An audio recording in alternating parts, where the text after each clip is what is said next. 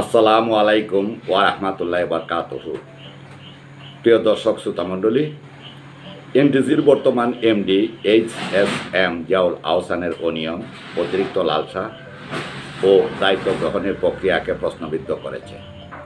National tea company একসময়ের গৌরব আজ প্রশ্নবিদ্ধ, দায়িত্বপ্রাপ্তদের হাতে জর্জরিত। কে এই মানুষ যিনি বারবার ফিরে আসেন, আবারও চুক্তি চান? এবার আমরা বলবো সেই প্রতিভক্তির গল্প। এইচ.এস.এম.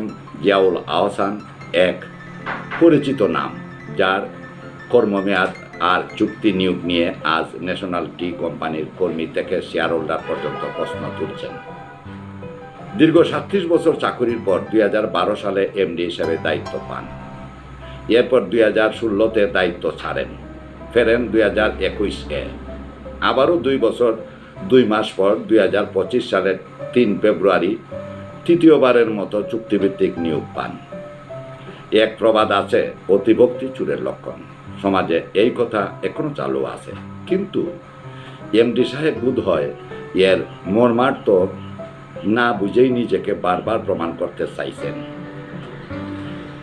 প্রত্যেকের খাওয়া দাওয়া, আশা আকাঙ্ক্ষা সব কিছুতেই প্রয়োজন পরিমিতিবোধ, কিন্তু যখন সেটা হারিয়ে যায় তখনই বিপদের শুরু। অতিরিক্ত কিছুই ভালো নয়। 5 আগস্ট 2024 এর পরের দীর্ঘ 6 মাস এনটিসির কয়েকজন পরিচালকের দরজায় দরজায় ঘুরে বেরিয়েছেন জিয়াউল আহসান। বারবার চেষ্টা করে শেষমেশ নিজের জন্য আবারও এমডি পদ আদায় করে নিয়েছেন। এই তো বাস্তব, যেখানে চাকরি নয়, চুক্তি মূলমন্ত্র হয়ে দাঁড়িয়েছে। প্লেসমেন্ট শেয়ারের কোটি কোটি টাকা খরচ করে বছর শেষে যদি মুনাফার মুখ না দেখায় এনটিসি, তবে সেই দায় কাদের?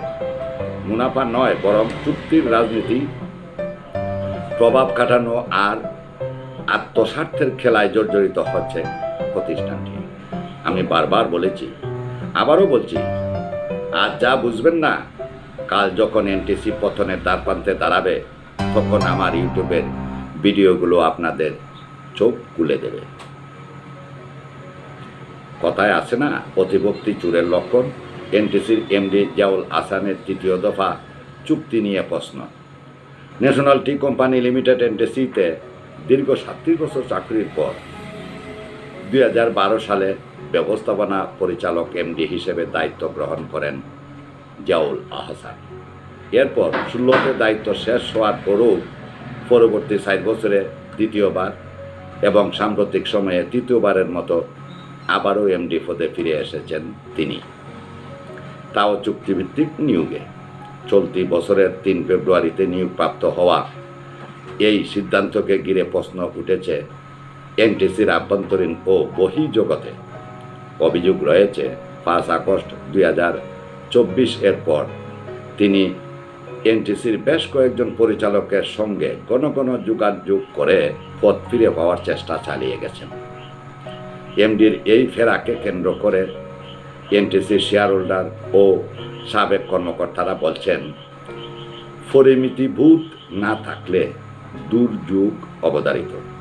একজন শেয়ার হোল্ডারের ভাষায়, যখন প্লেসমেন্ট শেয়ারের টাকা খরচ করে লাভ না হয়, তখন বুঝতে হবে প্রতিষ্ঠানটির নেতৃত্বে প্রশ্নবিদ্ধ। অতিভক্তি চোরের লক্ষণ, এই প্রবাদের প্রতিফলনই যেন দেখা যাচ্ছে এমডি নিয়োগের ক্ষেত্রে। বিষয়টি সামাজিক মাধ্যমে আলোচিত হওয়ায় প্রতিষ্ঠানটির ভাবমূর্তিও ক্ষতিগ্রস্ত হচ্ছে। এ বিষয়ে এনটিসির বোর্ড বা সংশ্লিষ্ট কর্তৃপক্ষের পক্ষ থেকে এখনো আনুষ্ঠানিক কোনো বক্তব্য পাওয়া যায়নি। প্রিয় দর্শক শ্রোতা মণ্ডলী, আপনি যদি হবিগঞ্জের খবর চ্যানেলে নতুন হয়ে থাকেন, চ্যানেলটি সাবস্ক্রাইব করুন, লাইক কমেন্ট দিন। পরবর্তী আপডেট খবরের জন্য সাবস্ক্রাইব করে নিতে পারেন।